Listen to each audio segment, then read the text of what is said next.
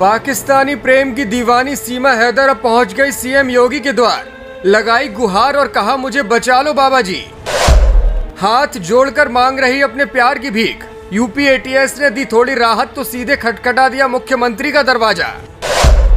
अब तो action are या पार का होगा। लोगों को आने लगा सीमा की बातों पर भरोसा। पाकिस्तान से भारत आई सीमा हैदर मामले में अब एक के बाद एक नए मोड़ आ रहे हैं। सीमा एटीएस की पूछताछ पूरी होने के बाद घर लौट आई है तो शुक्रवार सुबह से ही सीमा के घर के बाहर मीडिया कर्मियों का जमावड़ा है। सब सीमा से यही जानना चाहते हैं कि एटीएस ने उनसे क्या पूछताछ की। क्या सीमा सब कुछ सच बोल रही है या फिर उसके बयानों में कोई विरोधाभास है? अगर सीमा को वापस भेज दिया जाएगा तो उसके साथ फिर क्या क्या होगा? क्या सीमा खुद वापस जाना चाहती है या फिर नहीं? कई ऐसे सवाल हैं जो लगातार एटीएस ने उससे पूछे हैं और अब मीडिया इन्हीं सवालों का जवाब जानना चाह रही है। इस बीच सीमा ने यूपी के मुख्यमंत्री योगी आदित्यनाथ से बड़ी गुहार लगाई है।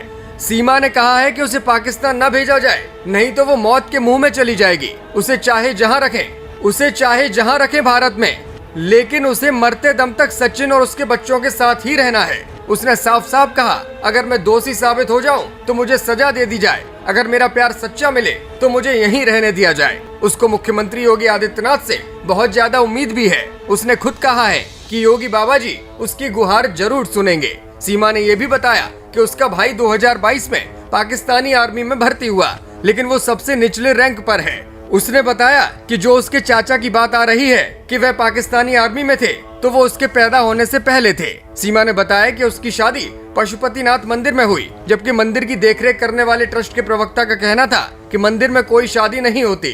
तमाम सवालों के जवाब देते हुए सीमा हैदर खुद को सिर्फ इस बात का दोषी बताती है कि उसने गलत तरीके से भारत में एंट्री की, लेकिन वो ये भी कहती है कि उसने ये सब कुछ सचिन के प्यार के लिए किया और वो सचिन के बिना नहीं रह सकती। उसका कहना है कि कोई भी फ्लाइट पाकिस्तान से सीधे नेपाल नहीं जाती, इसीलिए वो शारजाह होकर नेपाल आई थी। सीमा हैदर खुद को बेगुनाह बता रही है और कह रही है कि वो कोई जासूस नहीं है। अगर वो पाकिस्तान वापस गई तो मौत के मुंह में चली जाएगी, इसलिए उसे हिंदुस्तान में ही रहने दिया जाए। उसने बताया कि पाकिस्तान में हालात बद से बदतर हैं। सचिन की भले ही कमाई 13,000 की हो, लेकिन वो पाकिस्तान से फिर भी 3 गुना ज्यादा है। बहुत सारे सवालों के जवाब देते हुए सीमा बस यही कहती है कि उसे वापस मत भेजो, यहीं रहने दो। वीजा नहीं मिल रहा था, इसलिए उसने ये रास्ता अपनाया था। फिलहाल सूत्रों की माने तो कहीं ना कहीं सीमा को पाकिस्तान डिपोर्ट करने की तैयारी एटीएस शुरू कर चुकी है और इसी बात से सीमा को काफी डर लग रहा है। यही कारण है कि उसने सीएम योगी आदित्यनाथ के दरबार में अब गुहार लगा दी है।